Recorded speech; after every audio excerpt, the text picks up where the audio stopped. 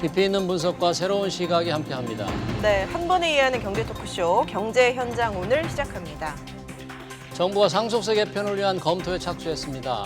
과도한 상속세가 기업의 생존을 위협하고 있다는 비판 때문인데요. 반대 여론도 만만치 않습니다. 상속세 과세 대상이 극소수라서 부의 대물림만 확대할 거라는 겁니다. 네, 기업의 경영권을 보장하면서도 세입 확충이 가능한 상속세의 적정 세율 어느 정도일까요?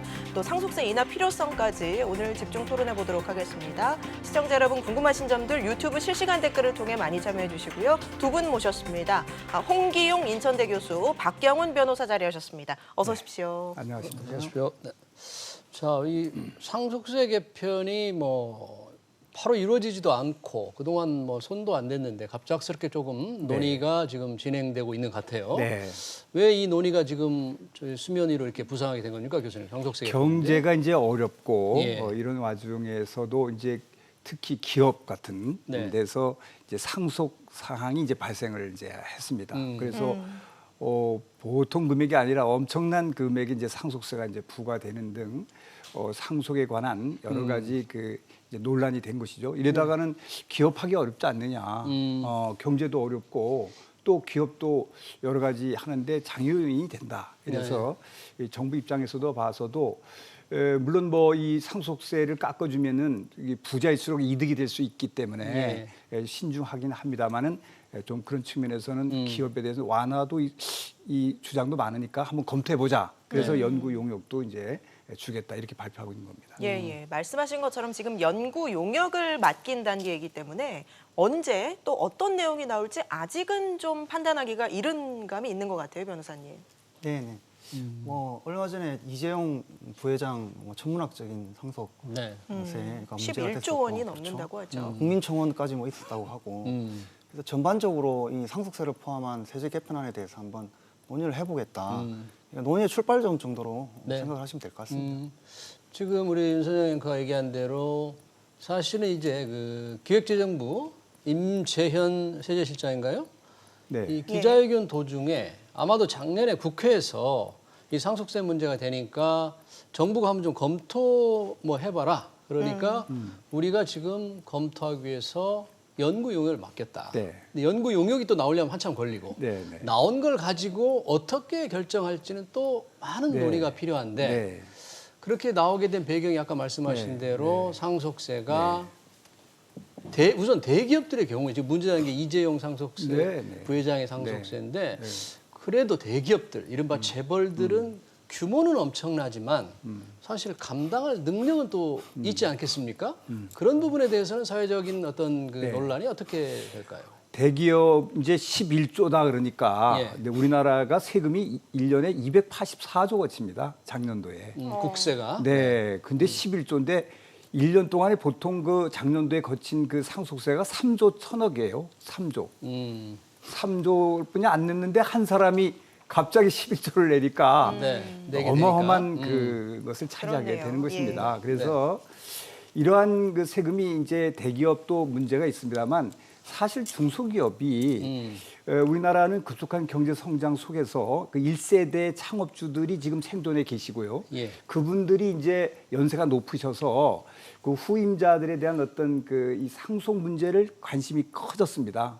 1세대들이 연세가 많아지셨기 때문에 그렇다는 얘기죠? 그러시죠. 그런데 그분들이 아직 손을 못 내고 이걸 넘겨주게 되면 세금이 많거든요. 증여세와 상속세율이 똑같아요. 기본적률은. 그래서 기업에 대한 어떤 여러 가지 상속이라는 걸 좀 혜택해달라 아니면 증여 때 해달라 이렇게 해줬는데 그게 충분하지 못하다는 것이 인식이 이제 강하고 있는 겁니다. 그러다 보니까 대기업만의 지금 상속세의 관점이 있는 게 아니고 많은 중소기업들이 1세대에 있는 분들이 기업을 좀 계속 살리면서 이걸 좀 이렇게 경영권을 유지하면서 상속해주면 나라에 도움되는 거 아니냐라는 주장들을 이제 계속 내놓으시니까 그에 대한 이제 관심이 정부도 들고 있는 것입니다. 교수님께서는 일단 그럼 상속세 부담이 크다는 그러면 전 세계에서 이 1위입니다. 1위. 상속세율이 상속세율이 최고로 친다 그러면 기업의 경우에 60%까지가 될 수가 있습니다. 금이 크면. 아니 금덩어리를 하면 50%예요. 빌딩을 상속받아도 50%인데 회사에 이미 투자를 해서 종업원도 수탁에 있는 그 기업에 있는 주식을 그걸 하면은 더 할증을 붙어요. 그런 나라가 없어요. 할증이 20%가 붙어서 60% 그런 얘기죠. 네. 그래서 그렇게 되면은 전 세계에서 가장 높은 세율이 됩니다. 예. 교수님께서는 일단 상속세, 우리 상속세 높다는 입장이신데 반대 의견도 분명히 있습니다. 우리 뭐 소득 불평등 정도라든지 뭐 자산의 불평등 이런 상황을 감안하면 상속세 인하 좀 반대 입장들도 상당히 있어요. 그 아까 교수님께서 말씀하신 뭐 이재용 부회장이 납부해야 될 상속세가 뭐 천문학적이다 말씀하셨는데 훨씬 반대로 그만큼의 부가 한 사람한테 편중이 돼 있었다. 그렇기 때문에 상속세도 많이 나오는 것이고요. 그리고 우리나라가 상속세율이 명목세율이 사실은 뭐 전 세계 2위 정도로 높은 건 사실입니다. 예. 아까 보니까 OECD 일본이 55%, 우리가 이제 50% 명목세율. 네, 그걸로 하면은 할증 빼고. 네, 2위입니다. 근데 실효세율을 살펴보면 네. 뭐 여러 가지 조사가 있지만 17%에서 20% 정도 여러 가지 공제 제도가 있어요. 뭐 인적 공제 등등이 있고 예. 아까 뭐 금이나 뭐를 팔 때는 이렇게 내지 않느냐 얘기했는데 우리가 금을 팔 때 뭐 공제를 해주거나 이런 건 없거든요. 예. 그렇기 때문에 일각의 주장과 달리 실제로 상속세 부담률은 낮은 것으로 봐야 된다. 17%까지 실효세율이 낮아진다면 상당히 많이 공제가 되는 그렇습니다. 것 같네요. 공제 제도 때문에 그런 것입니다. 그걸 좀 부연하면 예. 그 말씀도 옳아요. 우리나라의 평균 전체 얘기해서 말씀하시는 건데 돌아가시는 분이 작년도에 29만 명이에요. 근데 세금을 내신 분은 실제는 9,500명입니다.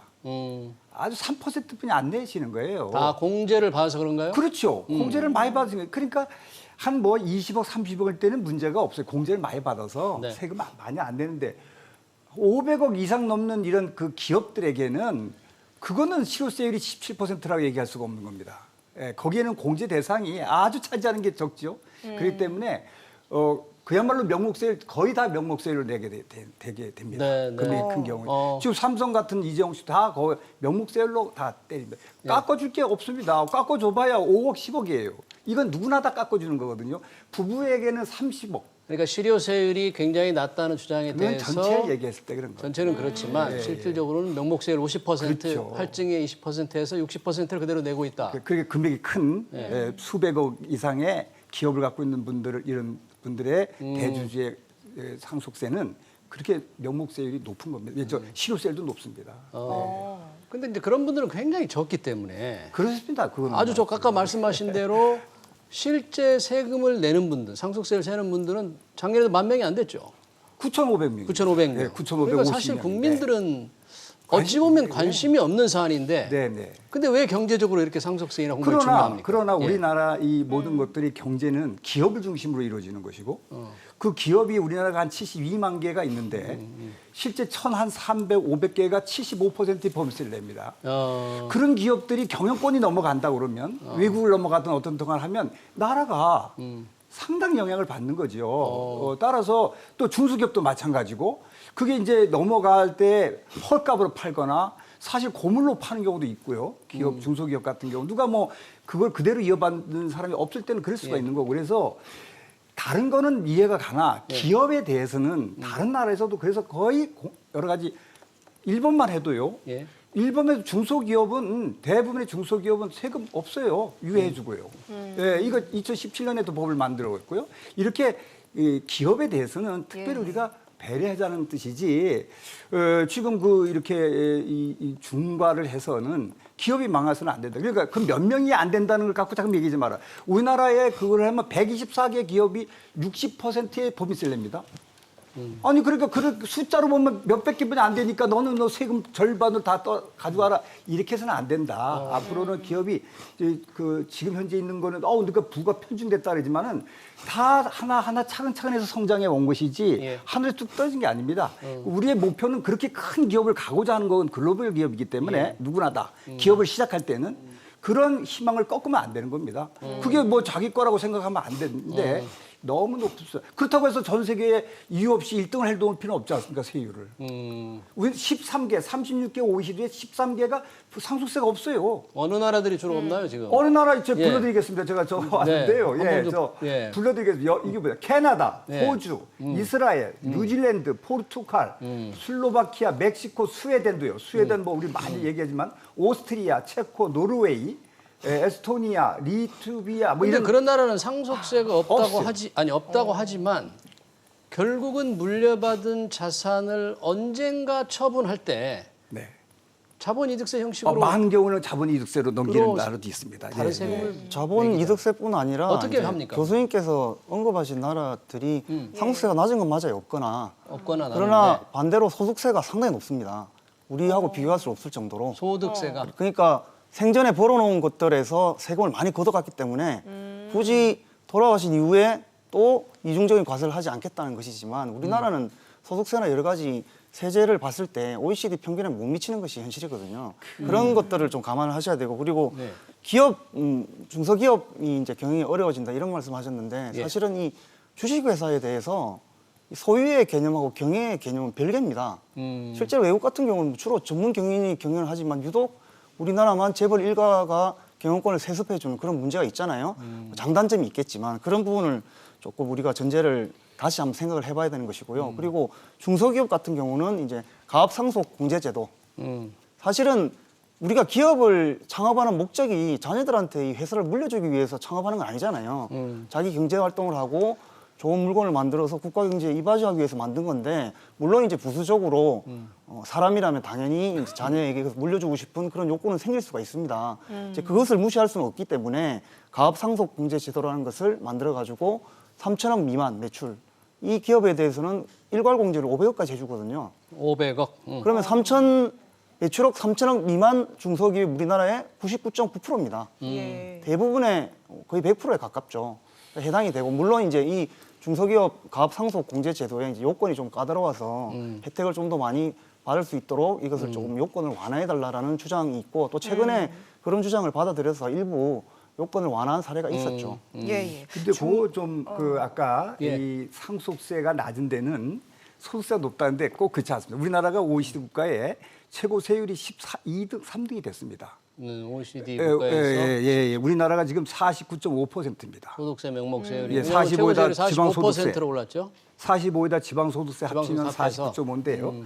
그래서 그 다 그런 것이 아니고 소득세율과 상속세율을 합쳐도 1등입니다, 우리가.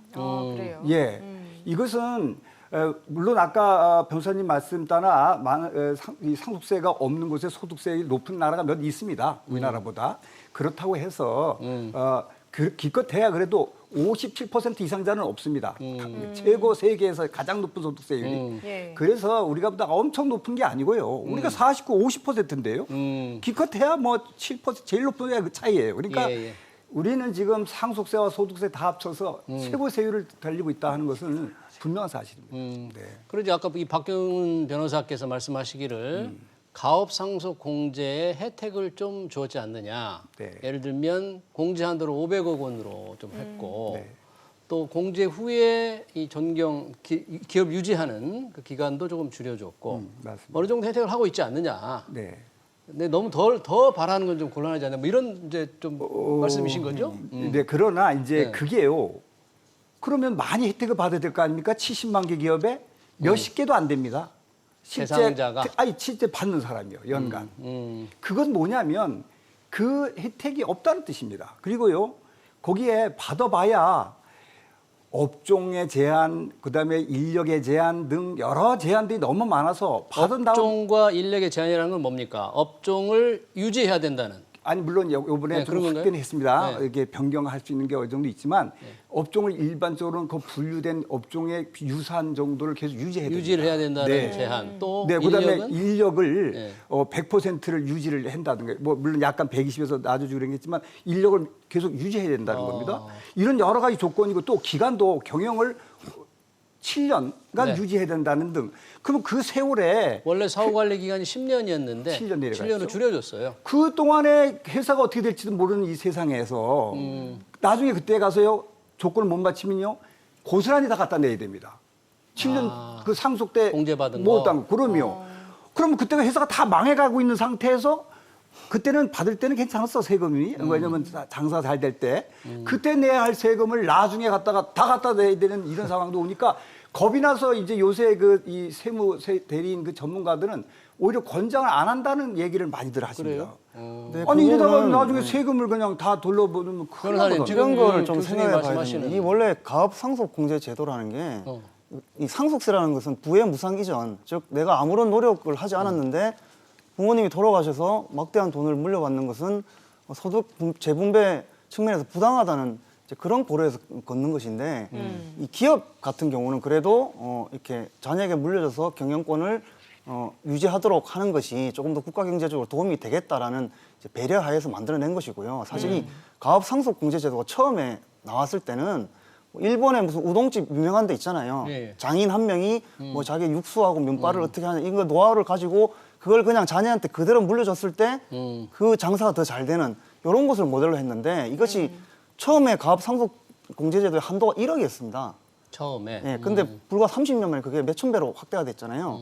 이제 그만큼 요건이 완화가 됐다는 것이고 그리고 가업 상속 공제제도를 활용을 못 한다는 것이 그 요건 자체가 공제제도의 취지에 역행하는 식으로 경영을 하기 때문에 나중에 요건에 걸리는 것이거든요. 예를 들어서 역행하는 취지라면 어떤 걸 말씀하세요? 근로자들을 뭐 이렇게 고용 조정을 한다든지 아니면 원래 어떤 업종을 했는데 막 여기저기 막 투자를 해서 원래의 창업 정신에 배치되는 그런 경영 들어보니까 활동을 한다든지 그런 교수님은 것입니다. 공제를 받기 위해서 업종을 유지해야 하고 인력을 유지해야 하는 그런 조건을 갖춰야만 이제 공제가 유지되잖아요. 그게 까다롭다는 것이고 그렇습니다. 그거를 자꾸 어기기 때문에 문제라는 거잖아요. 애초에 취지보다는 아주 폭넓게 완화를 해줬다는 근데 거죠. 경영 환경이 급변하는 요즘 같은 그렇습니다. 제가 그 때는 얘기. 예를 들면 새로운 사업도 좀 해야 되고 인력도 조금 늘렸다가 줄였다 할 필요는 또 있을 것 같아요. 안 그럴까요? 인력을 조정하는 것은 뭐 여러 가지 뭐 노동법에도 여러 가지 제한 요건이 있고 또 뭐 고용 창출이라는 건 언제나 시대적 과제이기 때문에 뭐 그거는 차치하더라도 업종을 좀 유연하게 해줘야 된다는 지적은 뭐 제 입장에서 상당히 타당한 지적이라고 그렇게 생각하고 그렇죠. 신규 사업 창출도 해야 되지. 그런 들어가야 목소리를 되니까. 받아들여서 또 국회에 또 이 가업 상속 공제제도 요건을 또 완화하는 그런 지금 법이 계류 중인 것으로 그렇게 알고 있습니다. 그렇군요. 뭐 대기업 같은 경우는 뭐 상속세가 어마어마하더라도 어찌어찌 일단 부담은 할 수 있지 않습니까? 근데 중소기업 같은 경우는 상속세 부담을 못 이겨서 회사를 아예 팔 수밖에 없는 이런 사례들도 적지 않다고요. 어떤 사례들이 있었습니까? 물론 그러면 잘 지적하시지만 대기업은 여러 기업을 가질 수가 있어요. 그래서 자녀에게 기업을 하나를 만들어 비상장 기업을 같은 걸 만들어서 신산업을 이게 하라고 하면서 그 계열사 안에 있으니까 이제 상대적으로 높은 기업 가치를 올려서 상장을 해서 부를 올릴 수 있어요. 근데 편법이잖아요. 편법은 아니고요. 편법을 하지 않도록 해야죠. 네. 물론 일감 몰아주기 이런 게 요새는 예. 제한돼 있으니까 예. 그 범위 아니고 예. 신산업 되면 일감 몰아주기가 쉽지도 않을 수도 있습니다. 예. 그렇지만은 대기업에서 운영한다는 이유만으로도 상당한 기회가 창출이 많아서 이 규모를 확대하는 데 도움이 많이 예. 되고요. 상장이 되면 또 다른 것보다 기업 가치가 높아서 더 많은 이 부가 이전이 될 수 있는 기회가 있죠. 근데 중소기업은 기껏해야 한 개 기업만 유지하는 것도 예. 상당히 어려운 이런 상황에서 이런 회사가 그래도 조금 규모가 중견기업 이렇게 좀 커졌다고 해서 이거 상속이 돼서 그거를 자녀에게 한다는 것은 그게 할 때 많은 세금을 뗀다. 이건 곤란한 거잖아요. 그죠? 예. 그래서 이런 부분에 대해서는 가능한, 그 다음에 그 자식이 꼭 자기 업종과 똑같은 전공하라는 대학을 갔는데 그것도 인문계 아니고 공대를 갔다 하더라도 과도 얼마나 많습니까? 각 요번에 신산업인 걸 해야지 그 기업이 영속이 되는 건데 예. 7년이면요 대기업도 3년이면 싹 없어지는 그런 시대에 예. 살고 있는 곳에 너무 긴 거죠. 그러니까 이런 업종 유지 조건 새롭게 한 7년도 너무 길다. 너무 길죠. 저는 그렇게 길다고 봅니다. 그런 거를 하면서 유지를 계속 하는 것은 대단한 능력자입니다. 후손이 한다면. 따라서 하여튼 그런 조건이 안 맞으니까 이 실제 발생률이 없는 거예요. 아니 이게 그러면 그렇게 큰 혜택이면 아니 72만 개 돌아가시는 그 사장님이 몇인지는 제가 정확히 모르지만 기껏해야 20여 개도 안 되는 이 정도의 뿐이 안 되겠느냐 이겁니다. 혜택 받은 사람이. 네, 너무 적어서 그것이 곧 말하자면 실효성이 없다는 증거다. 그리고 총액도 내가 계산한 게 있었지만 아주 적습니다. 공개받은 금액. 평균을 내봤는데 그 실제 우리 3조 9,500명이 3조 내는 종이 있잖아요. 그 평균에서 조금 높을 뿐이에요. 제가 그 계산을 해본 적이 있었는데 그러니까 지금 현재 9,500명 상속세를 내는데 3조 1,000억을 내거든요. 그거를 이제 계산하면 1인당 얼마씩 되는 게 나오는데 그거보다도 훨씬 높지는 않습니다. 지금 이 가업 상속을 세금을 혜택을 받더라도 따라서 이건 아직 그 실효성이 없다. 말로는 뭐 몇백을 깎아주도록 이렇게 써놨지만은 실제는 그렇지 못한 상황이 있어서 좀 여러 가지 배려 필요가 있고 또 현실적으로 중소기업 관련 협회나 이런 데서 자꾸 이거를 완화해달라고 요청을 하고 있는 상황입니다. 기업의 영속성이라는 개념을 이제 말씀하셨는데 사실은 개인 회사가 아닌 대부분의 법인체, 주식회사는 창업주가 사망한다고 해서 회사가 망하는 것이 아닙니다. 주식회사는 그대로 유지가 되는 것이죠. 새로운 대표이사가 취임을 하는 것이고 그래서 그 부분은 조금 우리가 기업의 경쟁력하고 영속성 부분은 좀 구분을 해야 될 것 같고요.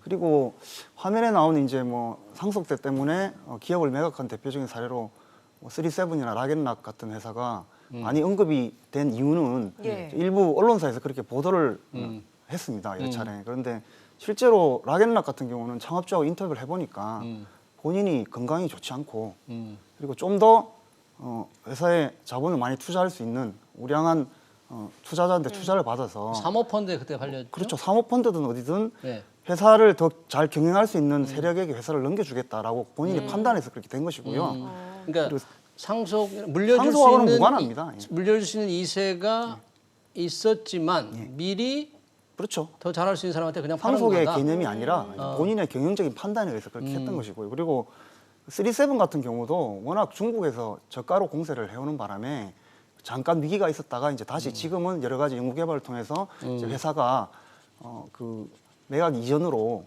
이제 회복이 된 그런 사례라서 조금 그래요? 이것은 사실관계가 확인이 필요한 그런 사안입니다. 지금 말씀하신 락앤락 37이 이제 상속세 부담이 워낙 크기 때문에 물려줘서 부담을 지게 하느니 기업을 팔겠다는 사례로 많이 지금 인용이 되고 있는데 우리 박 변호사님은 실제로는 조금 다른 사안이다. 뭐 이렇게 그리고 한 가지 또 첨언을 드리자면 내가 기업을 팔아가지고 그럼 돈을 물려주겠다라고 한번 전제를 해봅시다. 그러면 내가 가지고 있는 지분을 매각을 해야 되잖아요. 네. 그러면 증권거래세, 양도차익에서 증권거래세가 부과가 돼요. 그 세금을 내고 현금을 가져왔어요. 그 현금을 자녀한테 물려주면 그 현금에 대한 상속세를 또 내야 되잖아요. 50%를. 그러면 주식 자체를 물려주는 것보다 오히려 상속세를 더 내야 되는 거예요. 세금을. 그래서 효율적이지 않다 이거죠. 그래서 상속세 때문에 회사를 못 물려줘서 내가 기업을 팔겠다라는 것은 논리적으로 성립이 좀 되기 어려운 그런 이야기입니다. 근데 이런 경우도 있긴 분석은 있는 것 같아요. 자녀에게 자기의 경영 이념과 철학을 쫓는 자녀에게 물려줌으로써 이 승계하는 기업이 장기적으로 경영 성과가 좋을 수도 있다. 근데 이런 분석도 있는 것 같아요. 우리 변호사님 말씀도 이제 일리가 있습니다. 왜냐하면 자녀가 이게 승계 받아도 운영 못할 수 있는 여진 조건들이 많이 있어요. 또 능력도 좀 부족하고 그럴 때는 뭐 부득이 그 기업 자체를 넘겨주기는 어렵지만 그러나 그러더라도 주식 그 자체를 넘겨주고 전문 경영인을 자기가 위촉해서 할 수는 있습니다. 꼭 자기가 직접. 근데 가업상속 공제를 받으려면 자기가 직접 해야 됩니다. 그래서 그래야죠. 그래서 그거는 가업상속 공제는 못 받고 그냥 이제 공제를 받아서는 할 수는 있습니다. 그래서 법인과 소유주와는 이제 차이가 있다는 건 인정이 되지만 그러나 중소기업 같은 경우에 이 차지하는 경영자의 차지하는 비중은 대부분에 나온 기록을 보면 절반 이상의 그 경영자의 그 리더십이라든지 능력에 의해서 좌우되는 것이 나옵니다. 그래서 우리가 단순히 이런 받는 그 중소기업에 대해서 야 뭐 너 뭐 세금 팔아버리면 되고 아니면 너 안 받으면 되고 이런 게 아니라 그 중소기업에 있는 거기는 종업원에 대한 생존에도 다 영향을 미치게 되기 때문에 이러한 것들을 우리가 신중하게 고려를 해서 상속 기업 이런 데에서는 특별히 우리를 배려를 해야 되겠다. 뭐 아까 금덩어리, 뭐 빌딩, 뭐 여러 가지 일반 토지 이런 거에 대한 세금보다 더 높은 기업 과세는 그럴 정도는 유지할 필요는 없지 않느냐 이렇게 전 보이고요. 물론 뭐 그런 사람들이 아버지가 그 재산을 큰 돈을 갖고 오니까 야 부의 이전이 자연되게 하지만 그거는 사업을 받았다고 생각을 해야지 예. 돈을 받았다고 생각하면 거기 종업원을 이어받은 거거든요. 그리고 그게 다 하나의 종업원까지 합한 게 기업 가치거든요. 그러니까 기업의 사업을 받은 것으로 생각해야지 엄청난 돈을 받았다고 생각은 안 되고 그렇게 하면서 기업을 유지해서 사회에 공헌할 수 있는 이거를 생각해서 실제로 세금을 깎아주는 제도를 둔 것입니다. 그래서 저는 기업에 대한 중과세는 좀 피해야 되지 않느냐 이렇게 보고 있습니다. 그러면 이런 논란을 우리가 조금 종합을 하려면 글로벌 트렌드 세계적으로 이 상속세가 예를 들면 부의 대물림을 규제하는 차원에서 지금 상속세를 보고 있느냐 아니면 경제 성장의 어떤 과정으로도 이렇게 볼 수도 있으니까 어느 쪽으로 지금 세계적인 이 트렌드는 지금 있습니까? 상속세에 대해서? 아까 말씀드렸다시피 뭐 여러 가지 선진국도 있지만 상속세 자체를 논하는 것은 크게 의미가 없고요. 전체 세제 제도 안에서 상속세가 어떤 기능을 하느냐 그리고 예. 다른 나라들은 우리나라처럼 우리나라보다 낮은 상속세를 거두면서도 어떻게 사회적인 체제를 유지하고 있느냐 그것은 다른 세금을 걷는다는 것이거든요. 다른 그리고 세금이라 그러면 뭐 소득세나 여러 가지 세금 그리고 우리나라처럼 뭐 부동산 비중이 높지 않은 그런 문제도 있고 그리고 미국의 뭐 빌 게이츠 같은 경우는 자기 재산을 전부 재단에 기부해버리고 자녀들한테는 뭐 얼마만 이렇게 공헌을 한 상태잖아요. 그래서 그런 전체적인 사회적인 실정과 또 국민들의 정서 같은 것을 고려를 해서 이 상속세 문제를 얘기를 하는 것이 적절하지 않겠냐 그런 생각을 하고 있습니다. 기재부 세제실장도 연구 용역을 맡긴다면서 국민적 공감대가 필요하다. 네. 높다고 주장하는 사람도 있고 낮다고 그렇습니다. 주장하는 사람도 있다는 네. 얘기인데 국민적 공감대는 어떻게 그야말로 이 누구나 태어날 때는 출발이 동등한 입장에서 출발해야 되지 않냐.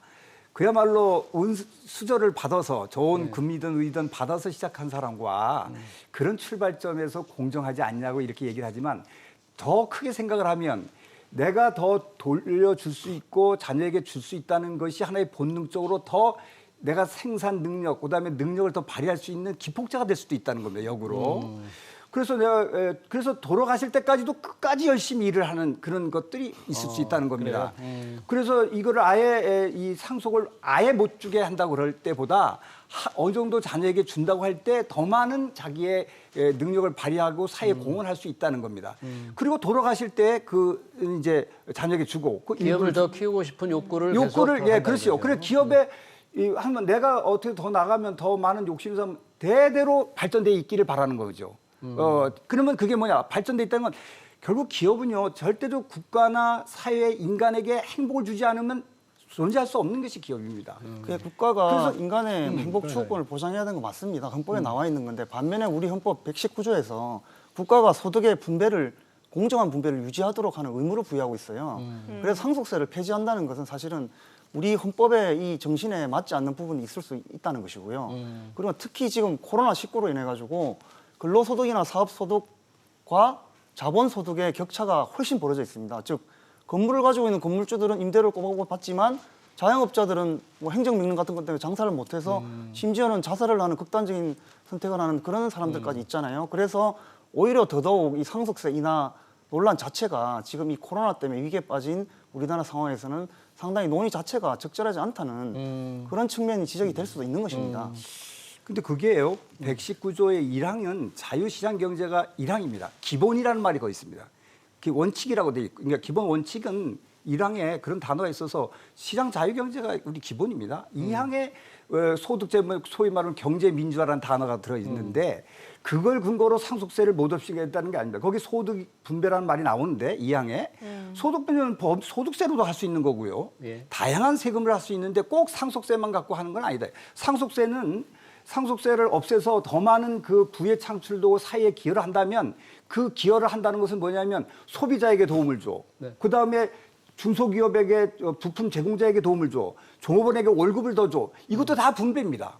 따라서 기업을 육성하는 그 자체가 분배이기 때문에 상속세가 만약에 없어서 그 기업이 잘 된다고 하면 충분히 분배에 영향을 주기 때문에 119조 2항을 근거로 상속세를 폐지하는 건 안 된다는 것은 저는 이해가 할 수 없고 오히려 오히려 더 분별하기 위해서는 합리적인 조세 정책이 중요한 것이지 어느 세금이 그거에 의해서 되고 안 되고는 근거 제가 이제 119조 헌법 예, 119조 변호사님 2항을 시간이 더해서 좀 간단하게 부탁드리겠습니다. 119조 2항을 근거로 든 것은 이 상속세는 부자 세금이 아닙니다. 불로소득에 대해서 과세를 하겠다는 것이거든요. 그래서 119조 2항이 근거가 될 수 있는 것입니다. 야, 이 국민적 공감대를 마련하기가 굉장히 쉽지 않겠습니다. 그렇습니다. 자, 오늘 토론 여기까지 하도록 하고요. 지금까지 박경훈 변호사, 홍기용 인천대 교수와 함께했습니다. 고맙습니다. 네, 감사합니다.